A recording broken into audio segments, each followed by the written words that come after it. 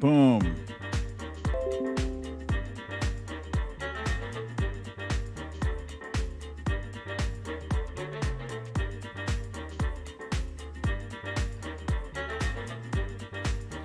Tina G, Misha Oliver, Susie Brizuela, Fox Hill Dreams, Kimini, Tracy M, Cecile Kazimi, Synthfan. Synthfan, everybody beat you today.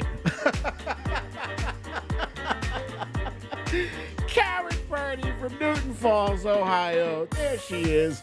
Diane London, Gavin Rutherford, Lucy L, Monique Lee, Victorina, Stephanie L, Kathy Murphy, Phyllis Hatch, and me, BDD in the Heezy. Watcher Soko, Samantha Hawkins, Bernadette, Shell Teresa, Melissa McQueen, Ness from Connecticut,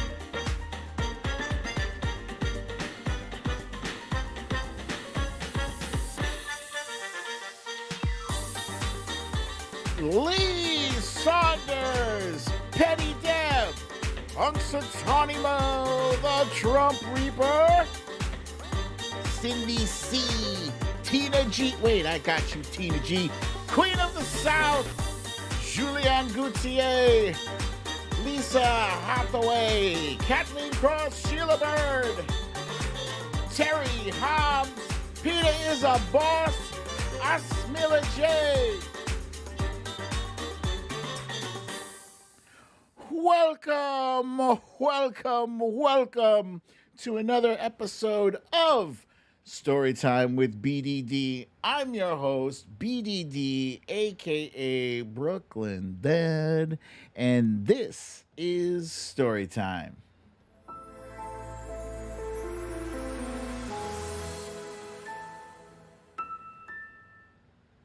Gling, gling. All right. Did I miss Synthfan? Synthfan, I got you, my friend. I got you, Synthfan. Welcome. Happy Hump Day, a.k.a. Happy Wednesday to you all. Glad to have you here. As, of course, some of you may already know, I'm experiencing some changes in my life that are pretty drastic, and it's got me, very abnormal these days. We're going to get into that, but first, we're going to do a little roundup. I got some reminders here. Thank you for the reminders, as usual, to please hit the like button while you are here perusing the content. All right. What was I about to say? Yes, let's do our roundup of our stories of the day.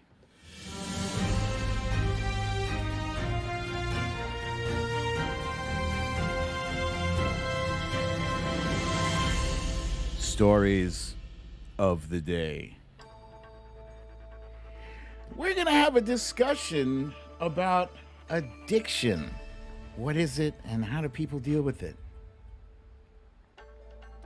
We will also discuss the past 36 hours I have gone without smoking.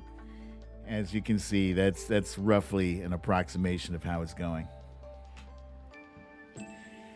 We're also going to talk briefly about Afghanistan withdrawal. And what I mean is we're going to briefly talk about the fatigue that people are experiencing behind Afghanistan withdrawal. We got a new entry, and this is going to be interesting, I hope, and fun. Name that music mashup. Mashup. It's our new guessing game. And last but not least, in today's You Raggedy Bish, we got the governor of Texas, Greg Abbott.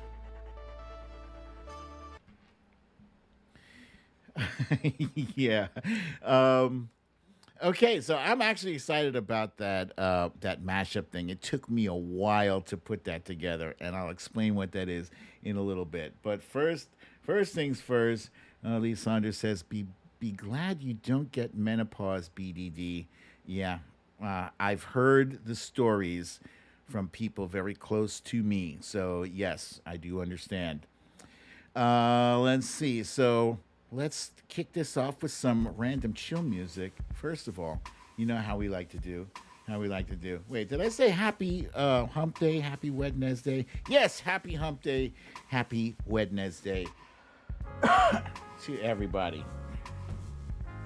This past 36 hours has been unusual, very unusual. And by unusual, I mean those of you who don't already know, I announced on Monday and then again on Tuesday when it was official that I have ended my relationship with cigarettes. It's a very long relationship. It was ever since I was 15 up until now, and now I'm 53. So if you do the math, that's 38 years. That's a very, very long ass time to be putting poison into your body. Now, that said, you know, I know it was not good for me, but my brain right now is all discombobulated because everything, smoking was a very big part of my life. I kid you not. And I mean, I'm really realizing it's not a good part of my life, but it was a part nonetheless. You know, I would smoke after I ate a meal, breakfast, lunch, or dinner. I would smoke while I was drinking a hot beverage like coffee. I would smoke while I was drinking a cold beverage like water or soda. And I was beside myself yesterday. Seriously, did not know what to do with myself.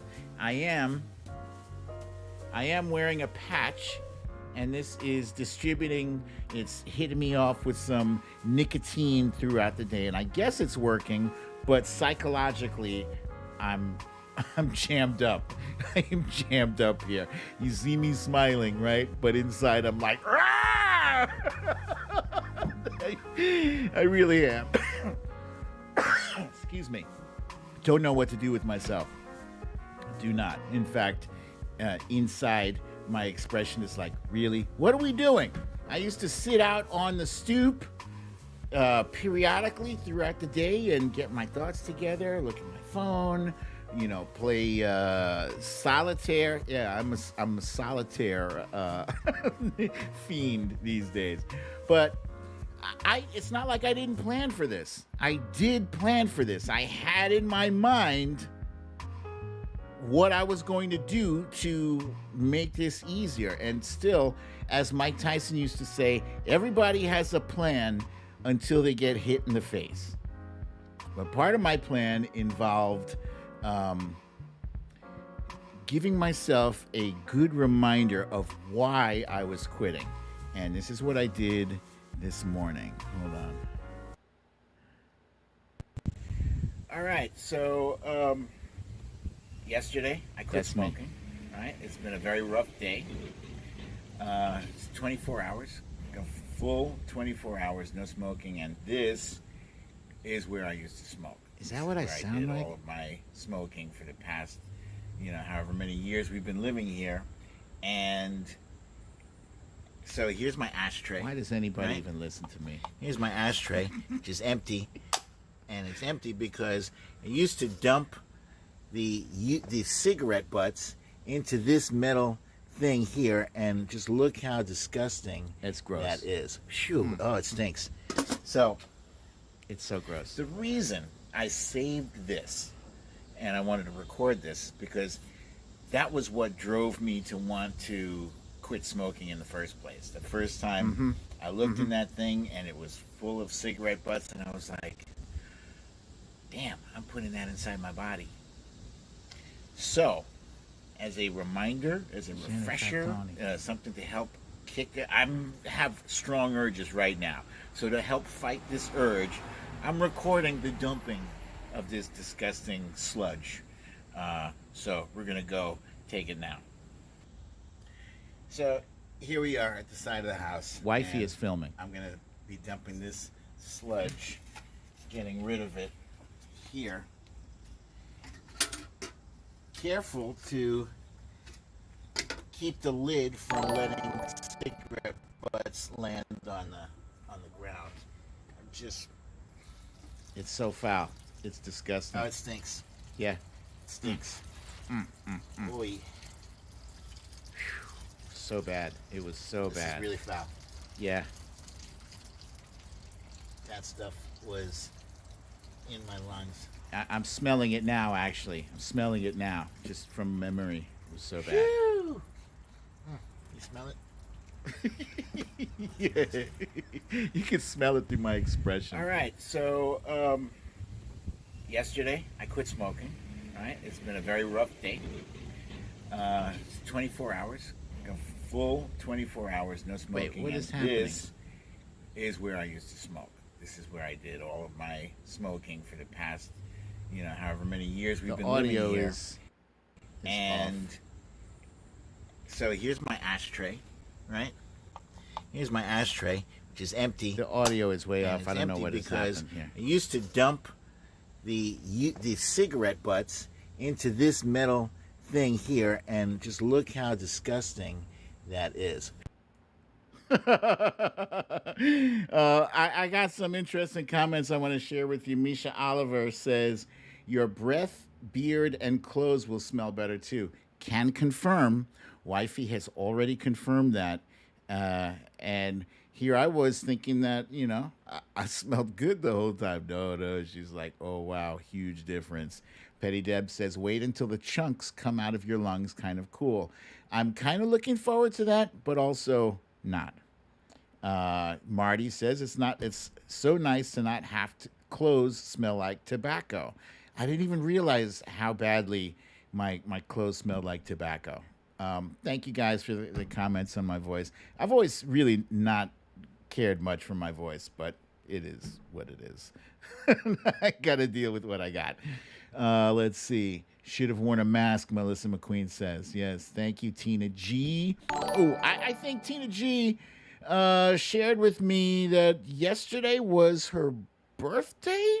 Is that correct? If I'm right, please give Tina G a shout out and a very, very happy birthday to one of our wonderful, incredible, fantastical, she's fantastic, moderators. Give her a happy birthday shout out. Happy birthday to you, Tina G. We love you. And Jen and Fat Tony, thank you very much for the donation. Lucy L says, this is great for wifey not kissing an ashtray. I don't know how she put up with it as long as she did. Okay, so let's see. Oh, by the way, I did throw that metal thing out. It's gone. Good riddance. Bye-bye. At some point, I am going to get back into reclaiming my porch, but for now, I still can't get out there. I can't bring myself. It's a trigger for me still. Eddie G says Twitter suspended her account. I'm so sorry to hear that. Okay, so let's see. So here I got a picture of a bicycle here because yesterday, during my first day of non-smoking, I did take my bike out for a spin, and that is part of my goal is to fill those holes that I used to have with cigarette smoking, to fill those with physical activity, kind of like I like bicycle riding. I'm going to try that again as we go. I didn't do any bike riding or rollerblading today, but also rollerblading. I'm going to get back into that. I used to love it when I was much younger. Fox Hill Dream says, think of all the money you will save. Yes, I'm looking forward to that. Thinking about maybe getting a jar and putting some money in it every day to, so I can see the money I'm changing. Now, in addition to physical activities and other stuff to fill my time with, writing also. Writing, I have not forgotten. I know I got to catch up on my writing. But one thing, comedy is my escape. Comedy. And I love this show. I don't know if you guys have seen this yet. It is called Curb Your Enthusiasm. It is absolutely a hilarious show. If you can make it through the first season or two, you're golden, because it is, the first two seasons are like holy shit, this guy is such a clown. He's such a schmuck. So Larry David is the star of Curb Your Enthusiasm, and Larry David, in real life, was the co-creator of Seinfeld, the amazingly popular show, and in which apparently the character of George Costanza is based off of Larry David. And it's funny. The show is basically like a review of all of these different societal norms that we take for granted, and we like things that irritate us, but we don't really talk much about, like holding the elevator door open for somebody, or what else? Honking your horn.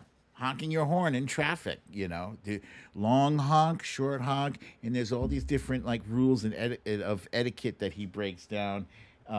Even singing "Happy Birthday," he doesn't like to sing "Happy Birthday" he doesn't want to go along with the pack.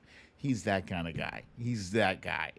But it is absolutely a hilarious show. One episode that was funny as hell was Larry David. You can see him here in the picture. He's wearing a MAGA hat, a red MAGA hat. He is not a Trumper, not by any stretch of the imagination. He's a schmuck, and he is an asshole, but he's not a whatever. He's not a Trumper.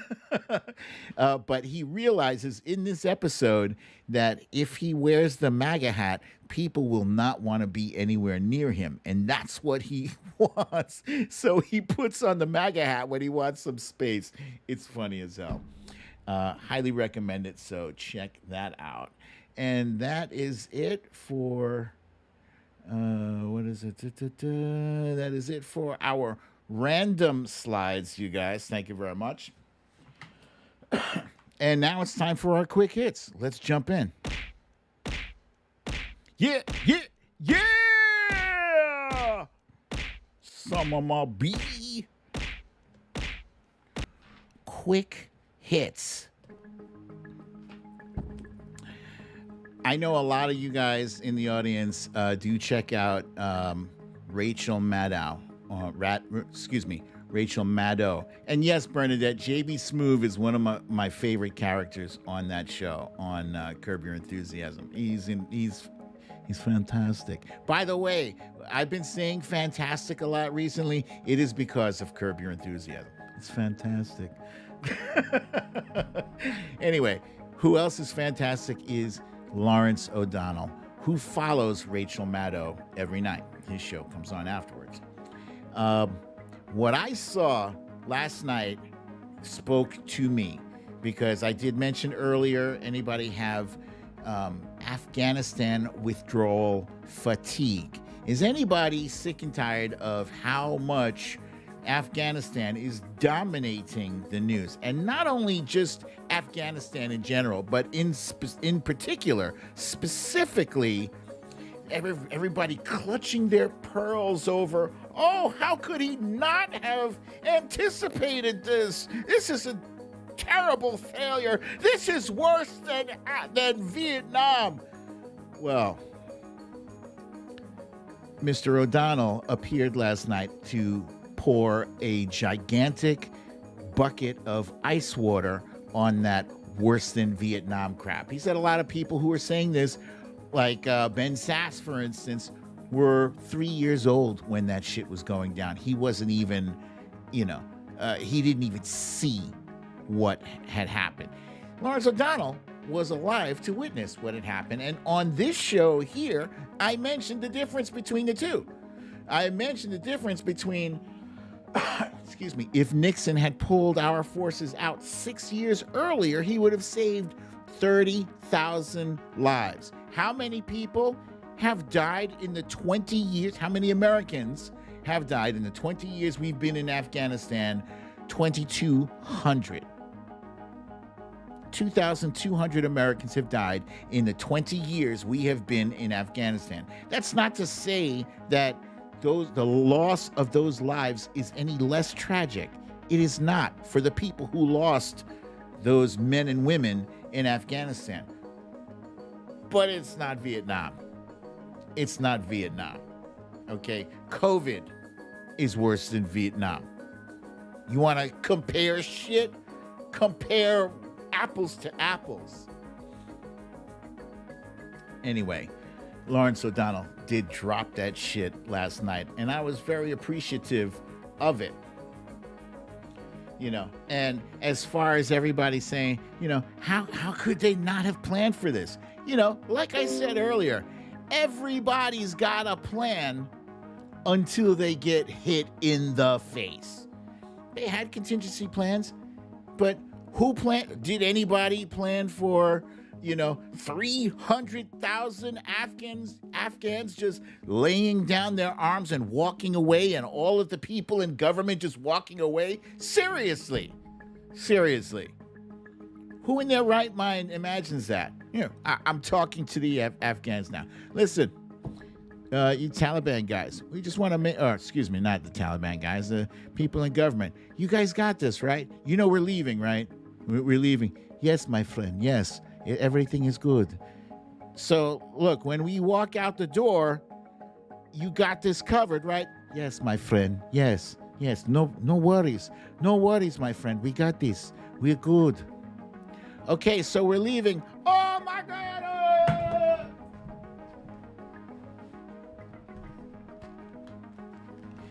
They just broke the hell out. They didn't handle their end of the bargain.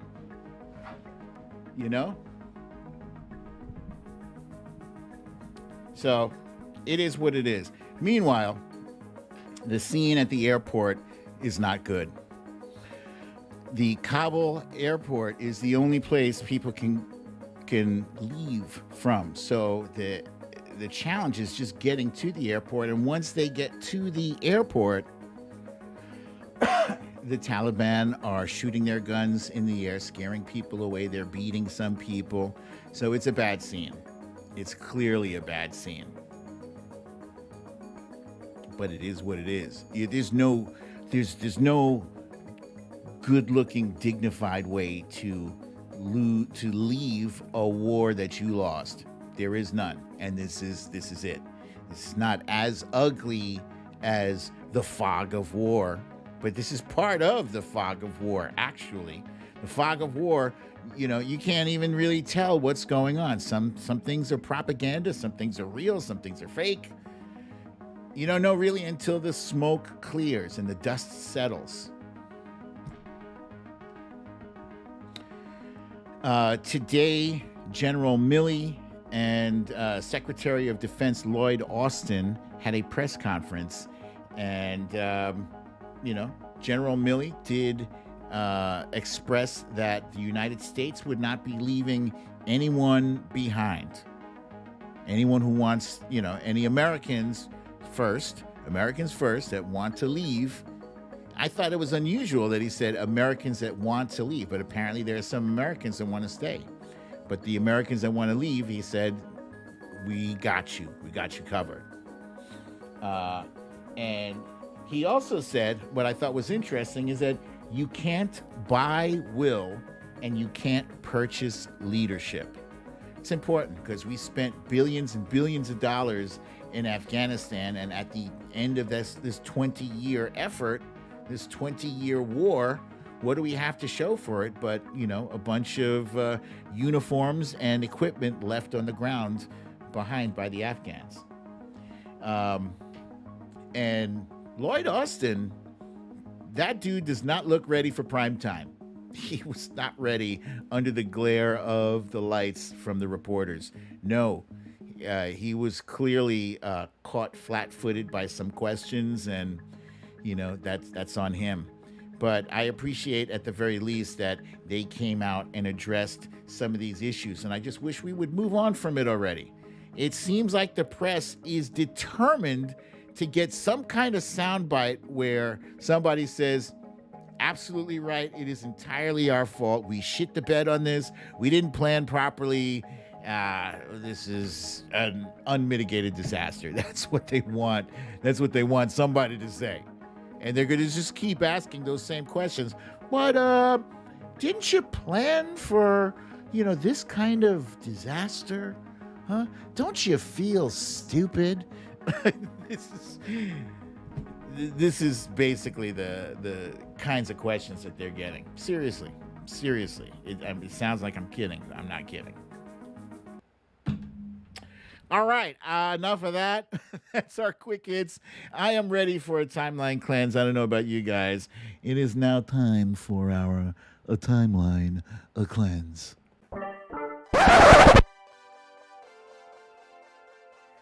Timeline cleanse.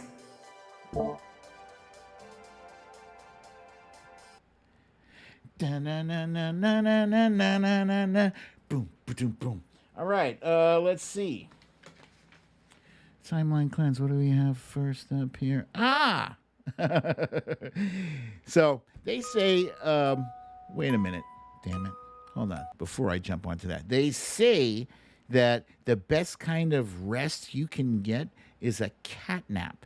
And what is a cat nap? A cat nap is like a quick little like 15-20 minute nap. You sleep and you feel like you've only been asleep for like a minute, but when you wake up, actually your body is a lot more charged and refreshed. So now I give you kitty cat nap, which is just adorable. He's got his paws on his little back hind feet. This beautiful. Look at his little face, sleepy. I don't know. Did he fall asleep like that, or did the owner put the front paws on the rear paws? It's adorable. Isn't that a yoga pose? Isn't that what do they call that? Happy baby? Tell me that's happy baby. I think it's something like that. It looks like it, right? It's adorbs. I love it so much. It's fantastic. All right. And then when you finish your nap, you got to get back to work. But it is important to take a break from work. Whatever it is that you do, you must take a break, right? You can't always be on the job. Or can you? That dog is a pointer. He is in a sporting goods store. These dogs, they are trained. They're specially trained to point at a duck. Now, what he is pointing at is, what do they call those things? It's a fake duck. What do they call those fake ducks, guys? He's pointing, yo.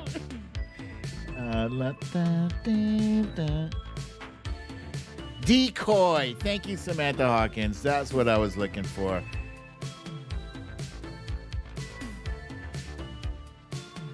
It's a decoy. All right. So that dog is clearly on the job no matter what, all day. Now, when you apply for a job, everybody lies a little bit on their resume. Everybody embellishes a little bit. They try to make their job seem more important than it was because, hey, you got to give yourself some kind of edge, right? But look, if you're in a kind of job where you have to show and prove, where, evidence of your, where proof of your suitableness for a certain job will become evident immediately, maybe don't embellish so much. Maybe don't even apply for that job. Too bad this person lied on his resume. The dude in the red shirt is going to play the sax. He wasn't ready.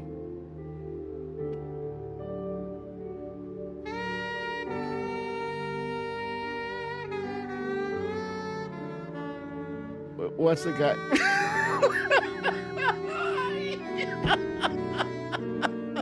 The guy on the keyboard looks like he's holding back his laughter. And the dude next to the saxophone player, watch, he's gonna like, hey buddy, maybe no. Maybe sit this one out. It's so terrible. Yo, but I liked his confidence though. He came in like, I got this. This is my part. Here we go.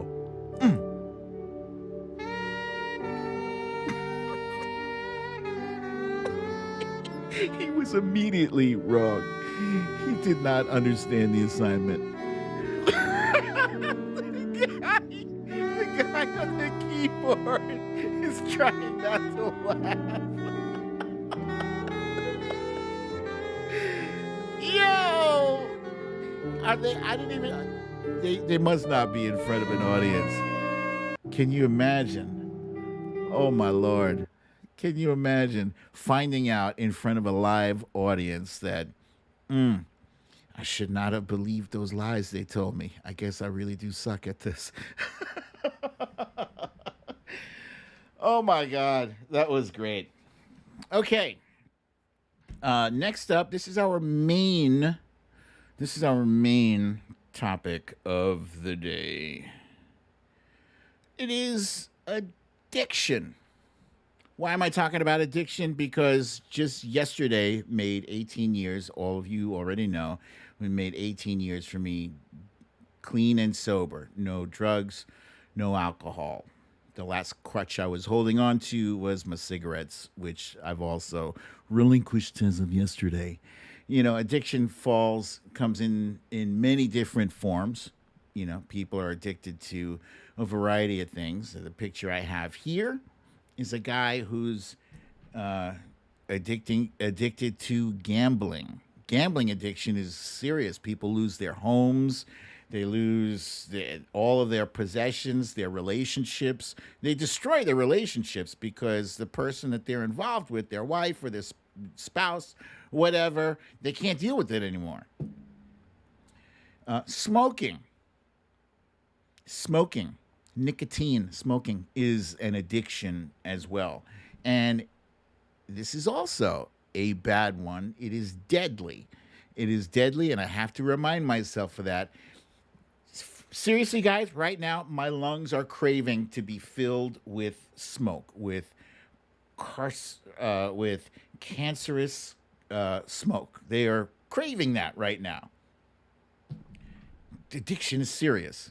It's serious. Technology, believe it or not, technology is an addiction. It is an addiction. And people don't even realize how much time you spend on your phone. What is addiction? Addiction is basically your the receptors in your brain, the dopamine receptors. They ping when you do something that those receptors like, and you want to keep increasing, you want to keep hitting those receptors. You want to keep pinging, ping, ping, ping, ping, ping. Want to keep filling that addiction. You don't have a cutoff switch. There's no off. Some people are able to do things in moderation. Whoa! Jen and Fat Tony, 60 days sober today. Congratulations, my friend. That is beautiful. I remember my first 60 days sober. That was rough. Back in the 80s, there were a bunch of ads that came on TV. Some of you may recall these. This is your brain on drugs. And it was somebody cracking an egg into a hot frying pan and that's your brain on drugs. You know, it was an illustration of basically saying your brain is fried when you're on drugs. It's no good. And it was a little bit simplistic. It was a simplistic approach towards dealing with the problem of addiction. In the 80s, addiction issue skyrocketed. People were doing freebase, and people were doing cocaine and crack cocaine, and even heroin was not as big as the others, but it was still significant. Back then, Ronald Reagan was in office, and his wife, the First Lady Nancy Reagan, had a campaign that she did that was just say no, which was very naive and also simplistic. But I understood where she was getting. You have to open up the discussion somewhere, and really, just say no. That applies to the kids. You want to stop the kids from doing the things that are going to get them addicted. Me? How did my addiction start? I was smoking weed in the beginning. That was it for me. It was just weed, uh, some alcohol, booze, tripping on acid and mescaline, things like that. I don't think I was addicted to the acid and the mescaline. Those were just hallucinogens, But the weed, they say marijuana isn't physically addicting. I disagree because, I had my issues with it.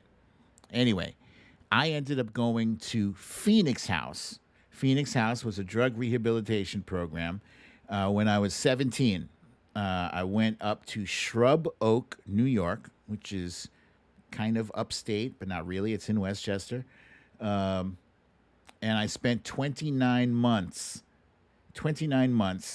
in Phoenix House for primarily marijuana. Most of the kids that were there with me, this was an adolescent facility.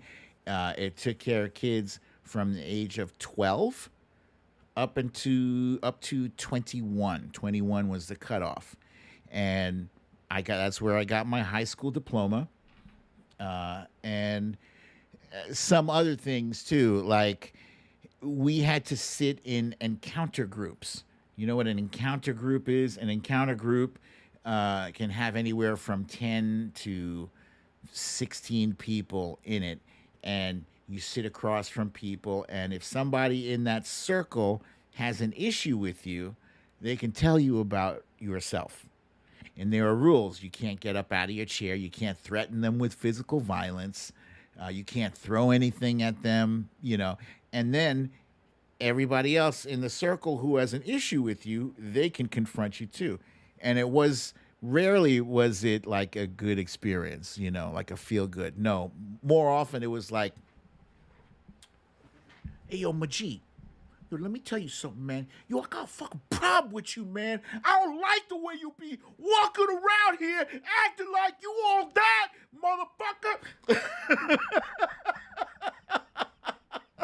That was it. That was it. I was 17. I was 17 years old. And that was the world I was introduced to. And eventually I learned how to express myself in these groups. I did get a lot of shit like that. People were coming down hard on me because I was a bit of a they called me a positive Pete. You positive Pete. Yo, man, don't say nothing, man. Look at Majid over there, man. He ready to report somebody and shit. But it was good. I learned how to confront people. That was already in me. It was already in me. I was already all about confronting people. I was just able to do it with no consequences of like somebody kicking my ass. Anyway, at the end of my stay, I got a job. Oh, because I totally forgot to tell you when I was talking about Nancy Reagan. Nancy Reagan came up to that facility in 1986 when I was now 18. And because I had already become known as a guy who was somewhat articulate and I'd started a school newspaper up there, they were like, Majid, we're going to have you tour Nancy Reagan around the facility. And this was a big deal. And that opened up some doors for me. So when it was time for me to leave, I spoke to somebody on the board of directors at Phoenix House. And they were like, when you're ready to seek employment, you give me a call. And he handed me his business card and got me a job as a newspaper reporter. It was for Ridgewood News in New Jersey, and they had the Sunday Post. The Sunday Post came out Thursdays and Sundays. So these articles, these are front page articles that I wrote for the Sunday Post. I wrote hundreds of articles while I was there. It was a cool experience. So I was clean and sober from 1985 until 1989. In 1989, I decided to celebrate 4 years of sobriety um, with a glass of champagne. Yeah, back then they didn't consider like alcohol was considered separate. Like, yeah, you can drink, but just don't do drugs. They didn't consider alcohol a drug back then. Anyway, long story short, that little bit of alcohol led me to smoking weed again. And then smoking weed again led me to try crack cocaine for the first time. Why on earth? I made it through the 80s unscathed by that shit. Listening to people tell stories about them running down the street with their mother's TV set, huh? And then all of a sudden, I was like, I had been looking for weed, and the person at the spot said, "Look, they closed up, but I can bring you to where they got some." And it was a lie. They brought me to a crack spot, and they were like, "Hey, you want to try this?" And I was like, Well, I remember what my friends told me about doing this and the TV, but I'm not gonna be running down the street with anybody's TV. That's for losers. Yeah. So not only was I selling my own TV set after that, I sold everything out of my apartment. If I was wearing a nice leather coat in 25-degree weather, I sold that shit too. And eventually I ended up going back into Phoenix House a second time. Imagine that. When I left Phoenix House, I was like a superstar. This was the guy who toured Nancy Reagan around, and he was like a role model to all these people. Now his ass is back in here. And I stayed there for 9 months, and then I relapsed. And then I said, you know what? I'm not going back. I'm not even going back. And I tried calling up my mom. God rest her soul. I tried calling up my mom and said, "Hey, can I come over?" And she's like, "Majid, you better take your ass back into that program. No, you cannot come over. You cannot come." So I didn't go back to the program. I was too embarrassed. I went to a different program, which was in the Greenpoint Men's Shelter. It was called Star House in Greenpoint, Brooklyn. And I was there for about 3 months. And, I imagined that I had gotten my shit together, and I really hadn't. But I started going back to work. And as soon as I got money in my pocket, it was burning a hole in the pocket. And shortly thereafter, I was homeless. Homeless. You don't really realize what homeless is until you are out there on the street shaking a cup. Guys, I was 25, 26 years old. People looked at me like I was crazy. Like, dude, you're like just a young buck. Just go get a job and get off the street, kind of thing. And I did it to myself. It was pathetic, shaking the cup, people giving me change and stuff. Really, it was like that was a new low for me. Sleeping on the subways, shoplifting in stores, and getting beat up by security. I only weighed like 120 pounds back then, and all I cared about was just getting that next fix. I didn't care about anything else. I already had 2 kids at this point. 2 children were already born. My oldest son, Majid, my middle son, Mikhail. They were already born. Their mother was raising them without me because I was out just like a lunatic. Eventually, I did find another rehab to check into, and this time, I was very serious. I went from the Bowery to a rehab in the Bronx to a halfway house in the Bronx, And while I was at this halfway house, they said, "Hey, you know what? You got to start thinking about your future. Do you want to go to college?" So I applied and got accepted to Mercy College and seemed to get myself back on track. And a big part of that was going to 12-step groups, two of them. I went to AA, that's Alcoholics Anonymous, and then I went to NA, Narcotics Anonymous. I was going to both because I had issues with both. It was clear that, I couldn't drink or do drugs, so I had to include the AA in there as well. And I seemed to get myself untracked from this cycle of relapse until um, I started drinking again. I just stopped going to the meetings. I started drinking again, and I started smoking weed again.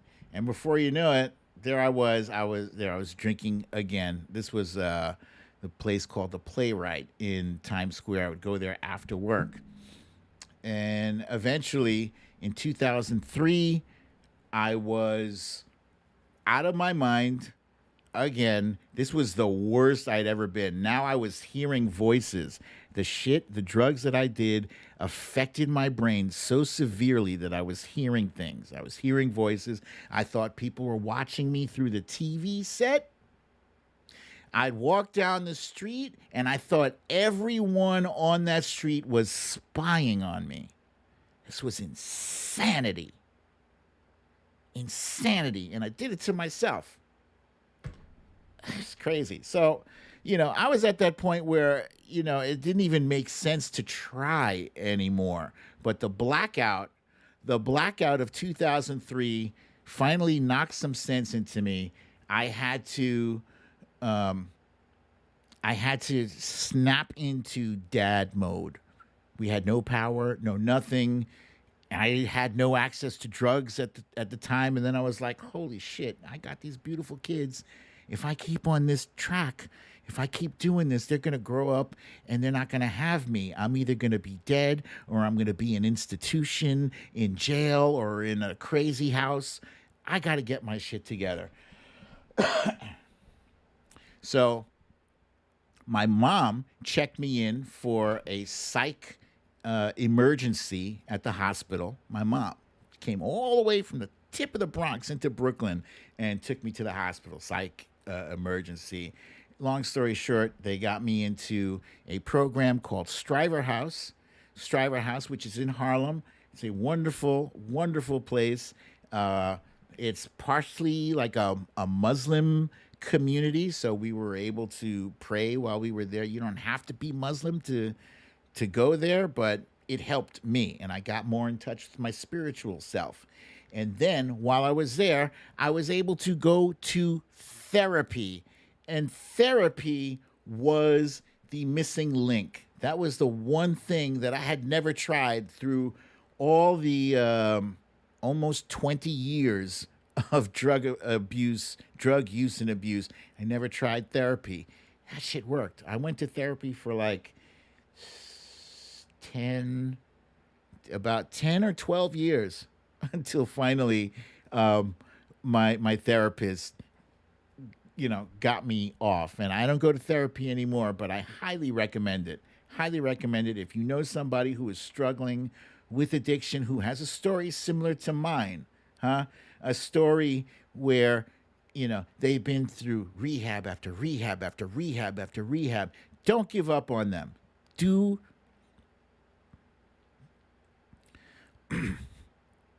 do not. Everybody needs a push in the right direction. Tough love, call it what you will, but they do have to hit their own bottom. They do. Got to hit bottom. They have to hit bottom so hard they got to decide whether they want to live or not. So now, now I know. I don't even try anymore. Beer. Sometimes, I'm watching TV and I see people drinking beer, and I think to myself, "Wow, I haven't had beer in a while. I bet you it'd be fine if I just had a beer." And that's my addiction trying to trick me into, into being an asshole again. So no beer, no booze, no weed, no nothing. And my life is beautiful. Life is beautiful now. So that is my story, and I am sticking to it. And that is why yesterday, August 17th, was my sobriety day. That was the day that I checked in to Striver House. And I figured there's no more significant day than that for me. So I hope if you know somebody if you guys know somebody who is going through their, problems, they should go to an NA meeting. They hear stories like this all day long. Or AA. AA is fine too. They need some help though. They need some help. All right, now it's time for the fun part of the show. I do enjoy this very much. This is Name That Music Mashup. Let me explain. You see this picture here on the front, the main picture. It's a cross section of 4 different artists. What I have done is I have taken 2 songs and linked them together. What you must do is determine who are the 2 artists. 2 artists being highlighted in that song, which means you have to wait until I make the switch over from the first song to the second song. You got it? And then when you recognize both artists, so when you hear the first artist, don't start typing it in yet. You got to wait till you hear the second artist. You guys got it? This one's a little different than usual. All right? More typings, Lee Saunders, yes. Okay, so here's the first one.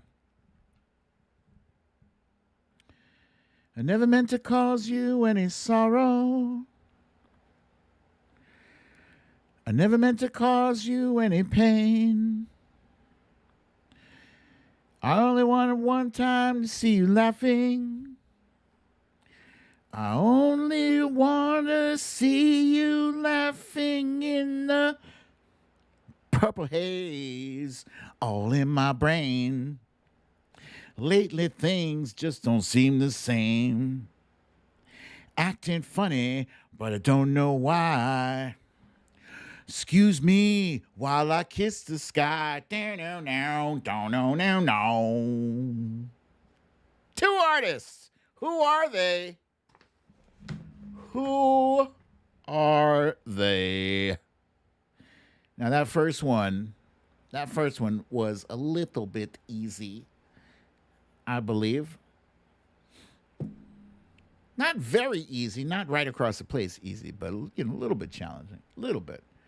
All right, I see a bunch of you have already correctly guessed. And fun fact, I was looking for Prince and Jimi Hendrix. Fun fact,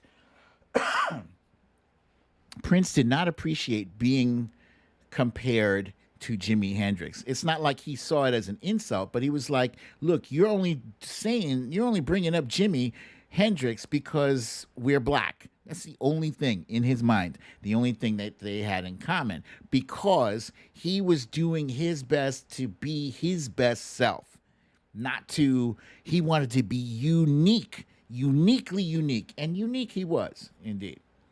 Okay, who do we got at the top here? We got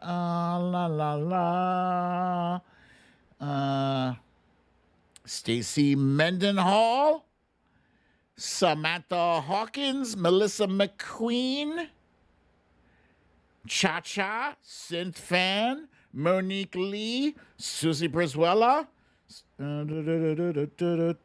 Jen Murphy, Julianne Gauthier, Kathy Murphy, Tracy M.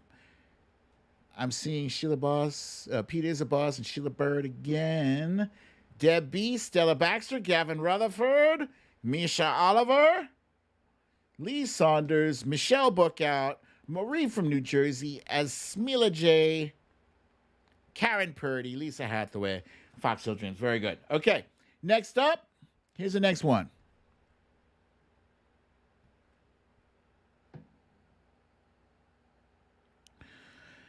Do that to me one more time. Once is never enough with a man like you. Oh, do that to me one more time after time. If you fall, I will catch you. I'll be waiting time after time. If you're lost, you can look and you will find me time after time. If you fall, I will catch you. I'll always be waiting time after time. Ah, you see what I did there, guys? You see what I did? Do that to me one more time after time. It's called the mashup. It's the mashup. You didn't even know what I was doing. Yeah. Okay, so I was looking for the Captain and Tennille and Cyndi Lauper. Okay, let's see, who do we got here? At the top, we got Tracy M, Callie Murphy, Eddie G. Susie P said Cyndi Layperson. Let's see. Peter is a boss. Julianne Gauthier. Stella Baxter, Cindy C. Some people thought this was Roberta Flack. That's interesting. I don't think she, I could be wrong. I don't think she did that song. Cha-Cha, Lisa Hathaway, Foxhill Dreams, Sylvia Correa, Wilbur McCarthy, Gavin Rutherford, Bernadette. Okay, very good. Let's go. Let's go on to the next one. Here's the next one. I feel your fever from miles around. I'll pick you up in my car and we'll paint the town. Just kiss me, baby, and tell me twice that you're the one for me. The way you make me feel the earth move under my feet. I feel the sky tumbling down, tumbling down. I feel the earth move under my feet. I feel the sky tumbling down, tumbling down. Ho, ho, ho, ho, ho. The way you make me feel the earth move under my feet. That's what I did. That's what I did. That's the mashup. We call that the mashup around here. We call it a mashup. All right? I mashed it up. The way you make me feel the earth. Yeah. Oh, I forgot. Sorry. I wanted to point out from the last one.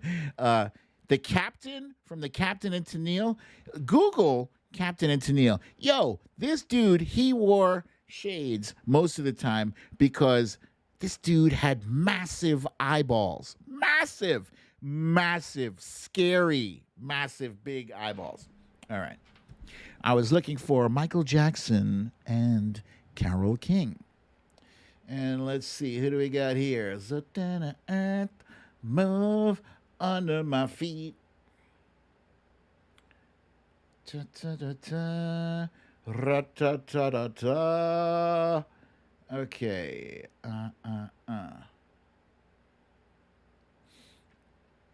At the top, we got Tracy M, followed by Eddie G, the Trump Report, Julianne Gautier, Misha Oliver, Stacy Mendenhall, Peter is a boss, Susie Brizuela, Kathy Murphy, Stella Baxter, Cindy C, Monique Lee, nope, Bernadette, Watcher Soko, Janet Fatoni, Sylvia Correa, Lisa Hathaway, Gavin Rutherford, Michelle Bookout, Victorina, Samantha Hawkins. Okay, very good.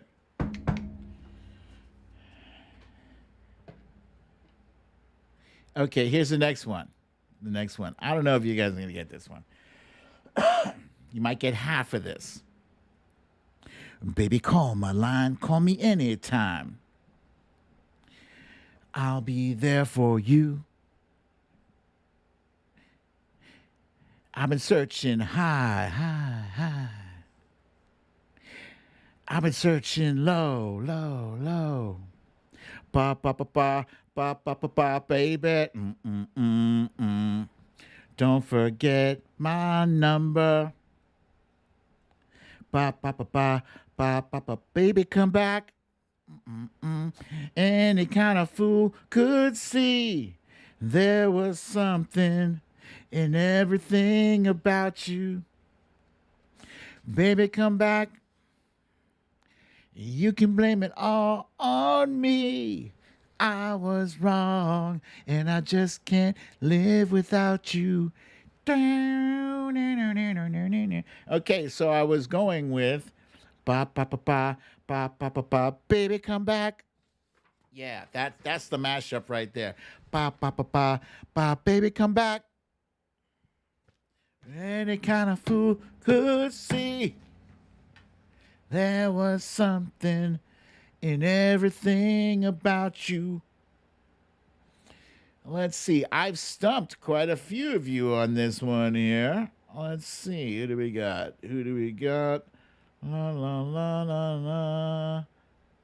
Okay, so what I was looking for was Milli Vanilli and Player. Ba ba ba ba. Milli Vanilli and Baby Come Back, Player. And fun fact, well, actually not a fun fact. The guy who did the actual voices for Milli Vanilli, his name was John Davis. He just passed away recently from COVID-19. It's not a fun fact at all. It's a sad fact. I hope he got his just due from that that thing, because that guy had a good voice. At the top here, we got Stacy Mendenhall. Milli Vanilli meets Player. Yeah, let's see. Who do we got? Also, Eddie G. Peter is a boss. So, Wilbur McCarthy, I'm giving you partial credit. He said Player and lip sync guys. Yeah. Julianne Gautier. Stella Baxter. Susie Brizuela. Samantha Hawkins.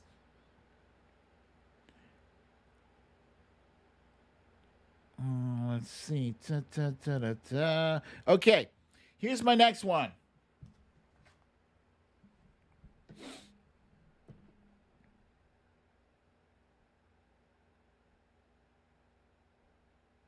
Hang on. I'm getting the melody in my head. Okay, here we go. Taking more than a share, had me fighting for air. She told me to come, but I was already there. Cause the wall started shaking, the earth was quaking, my mind was aching, and we were making it. You shook me all night long. Yeah, yeah, you shook me all night long, all night, all night, all night long. All night long. Yeah, everyone you meet, they're jamming in the street all night long. I said, all right. Let's see, where did I cross over this one? I mashed it up. And you shook me all night long. Yeah, you shook me all night long. Okay. And let's see, who do we get? Who do we get here at the top?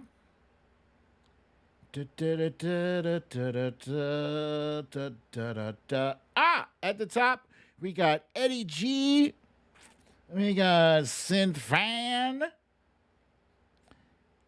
Stacy Mendenhall. The Trump Reaper. Susie Brizuela, Gavin Rutherford, Ness from Connecticut, Monique Lee. Tracy M said ACDC Richie. That's right. Pete is a boss. Let's see. Misha Oliver, Victorina, Marie from New Jersey, Cindy C, Sylvia Correa, Samantha Hawkins, Melissa. Melissa McQueen said ACDC and the black guy with mustache. Can I give you partial on that? I think it's partial on that. Michelle Bookout, you got it too. Okay, very good. Jen and Fat Tony also got it. Very good, you guys. Here's the next one. Strange voices are saying, what did they say? Things I can't understand. It's too close for comfort. This heat has got right out of hand. It's a cruel, cruel, cruel summer. Leaving me here on my own. It's a cruel, cruel summer breeze. Makes me feel fine. Blowing through the jasmine in my mind. Down, now, now, now, now, now. Summer breeze makes me feel fine. Blowing through the jasmine in my mind. Okay, so where did I cross that over there? Where did I mash it up? It was... It's a cruel, cruel summer breeze. Makes me feel fine. Blowing through the jasmine in my mind. Down, down, down, down, down, down. And let me see. Who do I have here? Yeah, okay. Hippie group. Let's see.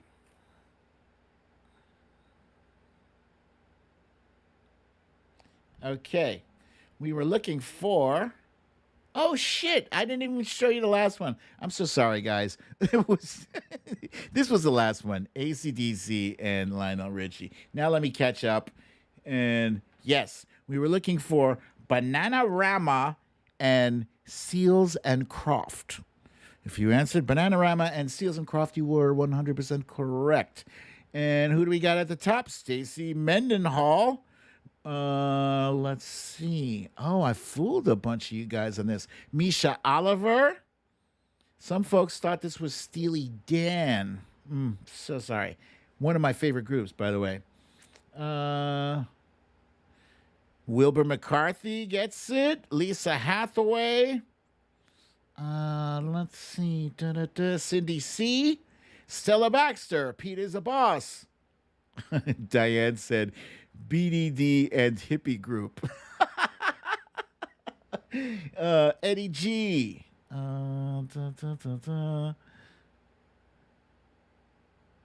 Okay.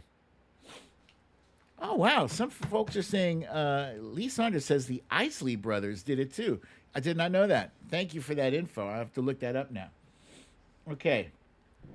Here's the next one. This thing called love. I can't handle it. This thing called love. I must get round to it. I ain't ready. Crazy little thing called love to love you, baby. I love to love you, baby. When you're laying so close to me, There's no place I'd rather you be than here with me. I love to love you, baby. So, where did I mash that up? I must I must get around to it. I ain't ready. Crazy little thing called love to love you, baby. I love to love you, baby. That's a mashup. That's the mashup. Let's see. Okay. I'm just laughing at Stacey Mendenhall says, not digging the crotch suspenders in the Bananarama picture here. Crotch suspenders. That's funny. Yes, I was looking for Queen and the Queen of Disco, Donna Summers? Donna Summer. Okay, and who do we have at the top once? Let's see. We got Misha Oliver, followed by Sheila Bird, Tracy M. Ooh, I fooled some of you guys. Some folks thought Elvis. No way I sounded like Elvis. No way. Peter is a boss. Stella Baxter. Michelle Bookout. Stacy Mendenhall. Cindy C. Sylvia Correa, the Trump Reaper. Karen Purdy. Bernadette. Lee Saunders, Wilbur McCarthy, Kathleen Cross, Jen and Fat Tony. I fooled some of you guys. I'm proud of myself. All right. This is the last one, you guys. My girl's like candy, a candy treat. She knocks me high up off my feet. She's so fine as can be. I know this girl is just for me. Candy girl, you are my world. You look so sweet. You're a special treat. Candy girls, they wanna have fun. Oh, girls just wanna have. That's all they really want is some fun. When the working day is done, oh, girls, they wanna have fun. You guys see what I did? I did the mashup on that one. Let's see, where did I mash it up here? I said, you are my world. You look so sweet. You're a special treat. Candy girls, they want to have fun. Yeah. That's what I did. I did that mashup like that. And I brought it right back to Cyndi Lauper from the beginning of the show. We were looking for New Edition and Cyndi Lauper. Cyndi Lauper or Lauper? Lauper? Lauper. At the top here, we have Peter is a Boss, followed by, once again, Eddie G is up there at the top. You've been studying your musics. The Trump Reaper, Sheila Bird, Lee Saunders, Tracy M. Monique Lee. Ooh, Sylvia Correa, so close. Funny, she said Jackson 5. It's funny because when New Edition first came out, when I first heard them on the radio, I thought it was a Jackson 5 too. I did. Gavin Rutherford, Misha Oliver, Samantha Hawkins, Cha-Cha, Susie Brizuela, Jen and Fat Tony, Bernadette, Shell Teresa, Victorina, and Debbie. You are correct. That is two Cyndi Laupers. That's right. Cindy C., Kathleen Cross. Very good, you guys. Thank you. Thank you for participating in this game with me. And now I have to jump on to, very quickly, our very last feature of the day. As you know, it is... What is it? It is... You Raggedy Bish. And today's You Raggedy Bish is the governor of Texas, Greg Abbott.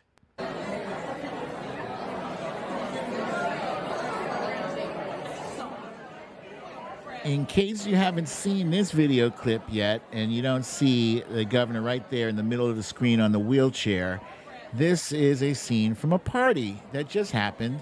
It looks like a smoke-filled room. I think that's just a lens flare. But it is definitely not a mask-filled room.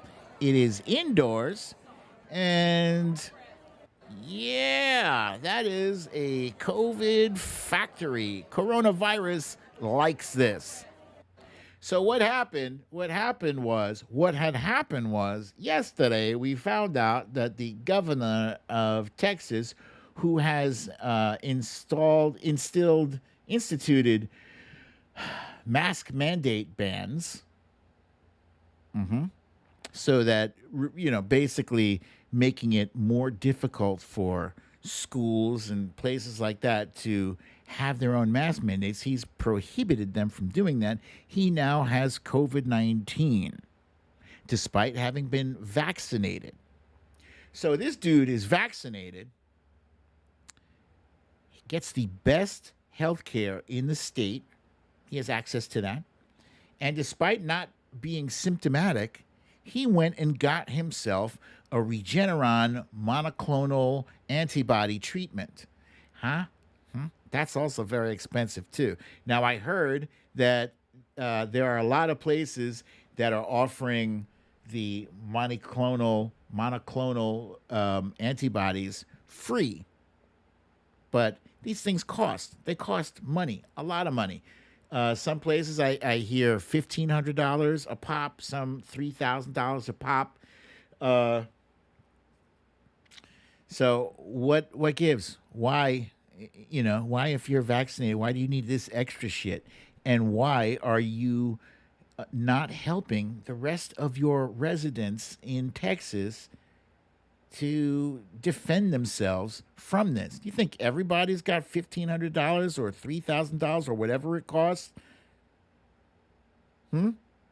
Why not promote the vaccine, the free vaccine? Both the vaccine and the monoclonal antibodies are approved for emergency use. Neither of them are FDA approved. So on the one hand, you have the vaccine that nobody's getting rich off of, and you got the Regeneron that some people are getting rich off of. Maybe this governor, maybe Ron DeSantis, but it stinks to high heaven. It's disgusting. He is today's You Raggedy Bish. I apologize if it seems like I've been coughing quite a bit today. I feel that. I don't know if that's that's the shit that's in my lungs from all those years of smoking. It's now coming up because I've stopped. I don't know if it's too soon for that to happen, but I will most likely be doing that for some time now. So just bear with me. Okay, so I've run late. I got time for one question. Just one. Everybody who's in here, you know what I got to say. I hope you did enjoy that that game we were playing. Eddie G and a few of my other friends up there were reminding us to please hit that like button if you're still in there. If you're still out there watching the show, please do me a favor, hit that like button. There we go. There's the Solid Blue Sister with a question. Let's see. Solid Blue Sister says, Emmett Till, what happened with the BDD colon? There's Solid Blue Sister. What's up with that? You dropped it? Emmett Till was murdered before I was born, yet he will always be a boy of 14. In 2008, Carolyn Bryant admitted she lied and lived into her 80s.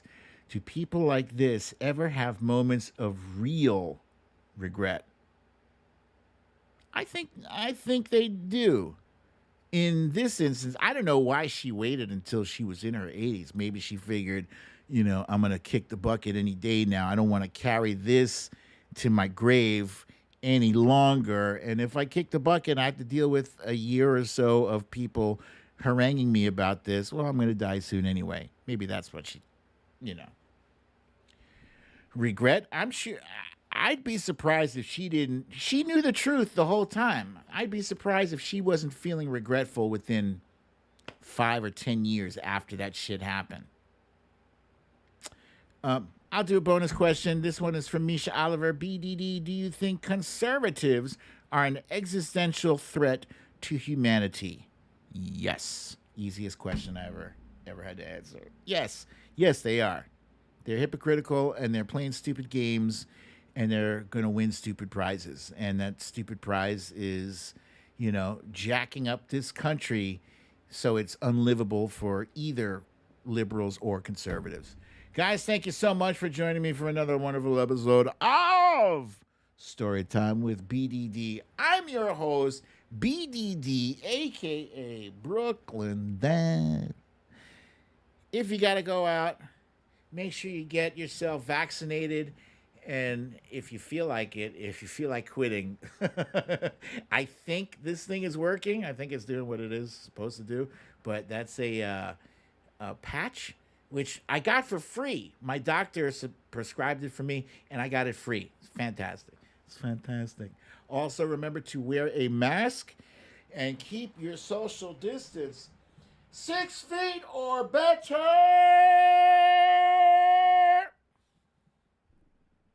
And have a lovely, relaxing evening.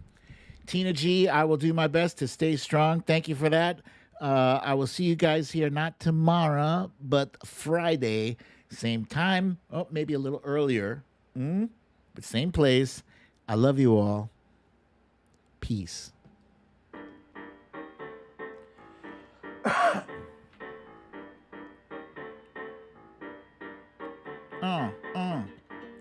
Cindy C, I remember those square nicotine patches. Boom.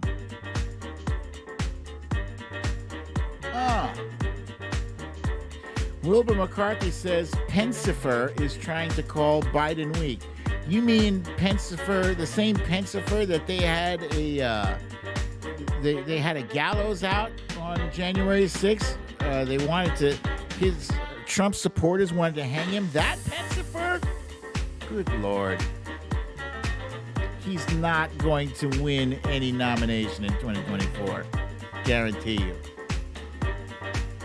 Hey!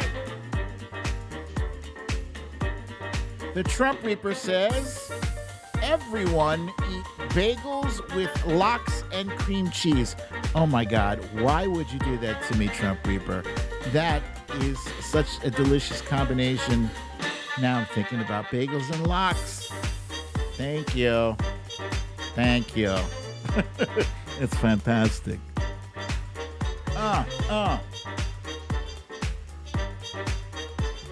Hey!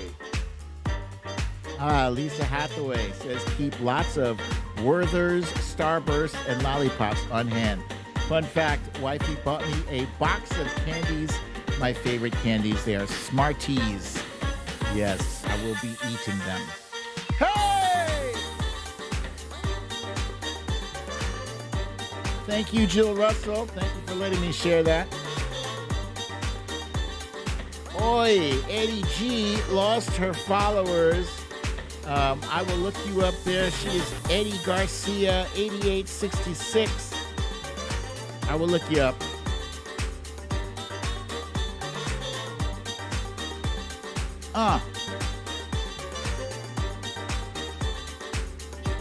Cha-Cha, thank you so much for the kind donation. Cha-Cha, thank you so much. All the way at the end of the show. I really appreciate that. Bagel bites from Dunkin', need them now, says Monique Lee. All right, you guys, thank you again. Thank you all for letting me share that background story with you. And now you know it's that time. You need to leave.